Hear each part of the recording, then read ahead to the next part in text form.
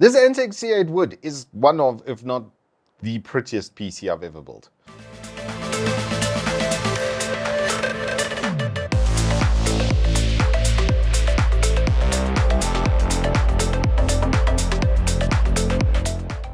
Good afternoon, welcome to Turbo Tortoise Tech. If you're new here, I'm unreasonably 4-piece variety or get triple XL.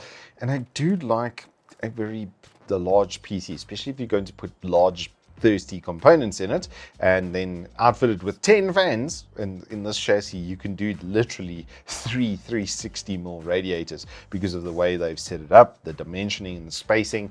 The back panel is all mesh, completely mesh, and has enough space for you to shove every other cable you would want in around the power supply area without any difficulty. The Antec C8 Wood is a very, very nice dual chamber case, and it doesn't have all that much premium attached to it, to be very honest. And some of the other ones are nearly twice the price just to get them with 3 fans.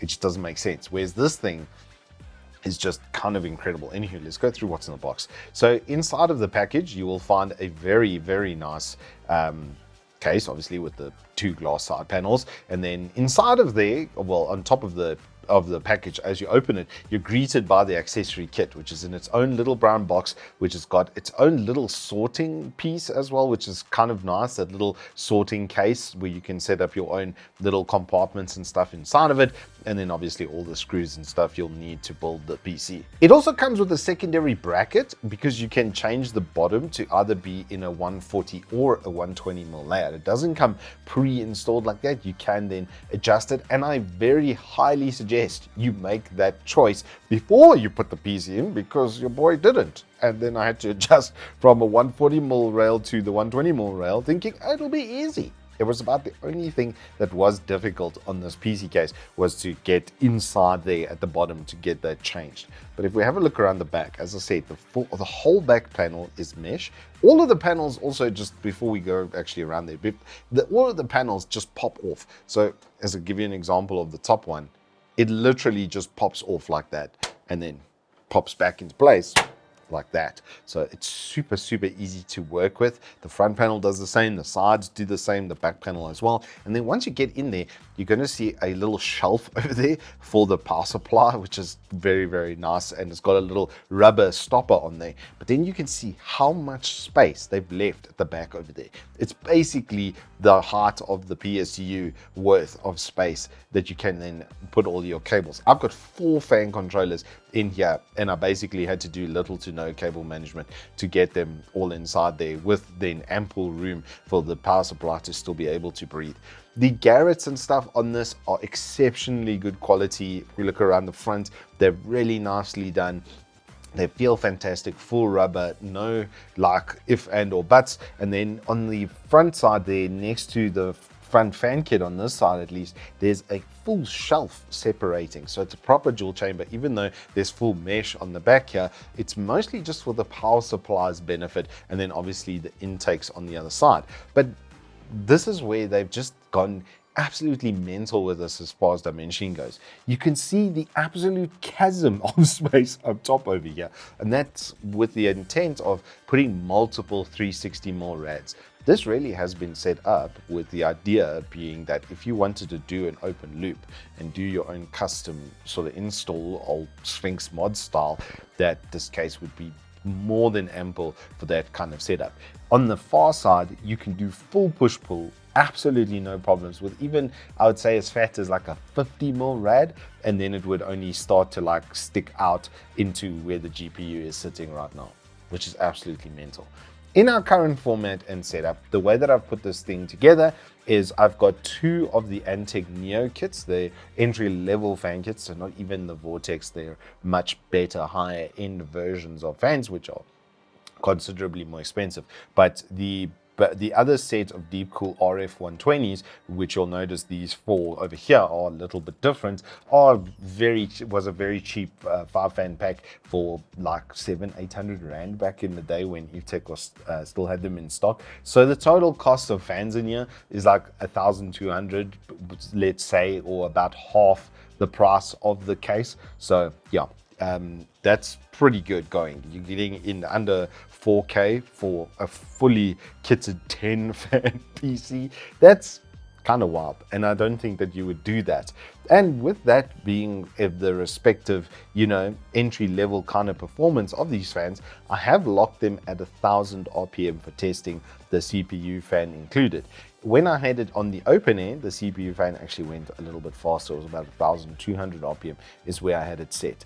And with that in mind, looking at those AIDA64 results, it's ridiculously good this case. It basically gives absolute peak performance with no fan curve. I tried it on 100% fan curve and it actually somehow got worse. And I think, well, actually, I don't know what you think of why that would happen. And perhaps it may have been causing a couple areas where the fans, especially at the front over here, were just kind of circulating or recirculating air because it couldn't get it out fast enough from the exhaust fans. We've got 6 in, 4 out for reference. So yeah, a really nice balance between those. I love that there's a gap over here for these things to breathe properly and pull straight into the face of the GPU. And the GPU enjoyed that too, because when you look at that test, it was 0.1% better in the case than in the open air. Instead of using my entire room as a case, as it were, just being sealed with this. And that was done with the plastic covers on the glass as well, because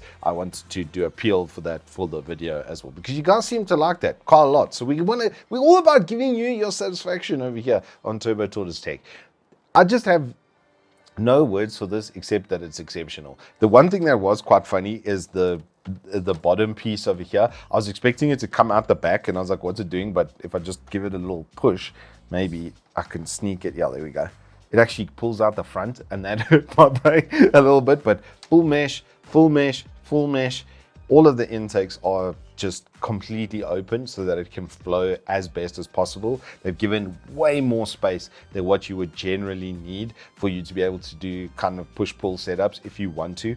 At this point in the game, honestly, I don't really see a point in doing that, especially if you've got 6 intakes and then your radiator out and this exhaust out. It probably won't suck on temperature. I did it with an air-cooled build with this Boreas P1 because it just looks kind of cool, like having a fat boy air cooler in the middle of all of these other fans. It looked fantastic and it ran fantastic. The C8 Wood is just, oh man, it's such a nice case. And there's I/O on the top. You've got your USB Type-C and your 2 Type-A's and headphone jack and stuff up there. And it's all got little nice rubber garrets in that protect it. So if you're not using the port, then it doesn't get full of dust and stuff, which is a nice little touch. The performance, I think with the Performance 1P1, I did the review on that, the other performance chassis, and it was quite nice, but this is the best case from Antec as far as I'm concerned. Just look at it for a second, okay? It looks absolutely incredible. I saw it with the Orange Fan setups on their official page for it, and I was just like, I'm doing that. It just looked too incredible. The hardest one, it's funny, the most orange one is the GPU, and I, for reference, am using a color palette of 255 with a red, green between 100 and 110. I actually probably should have set these to 90 on green for the deep cools because they are a little bit more pale. But if you've got a mesh train kit, it's going to be easy to get it to look like this. And then, yeah, it's just kind of exceptional. Performance is great. The build, the way it looks, I just have nothing but 10 out of 10. This almost made me even make bad financial decisions when I got to it because, you know, it's kind of incredible. However, TLDR for the weight is once you've built it, just leave it where you've put it because it weighs a small earth. And yeah, if you leave small items on your desk, it will have gravitational pull. I do make that joke a lot for weight, but this thing is ridiculously heavy. I'm not kidding, okay?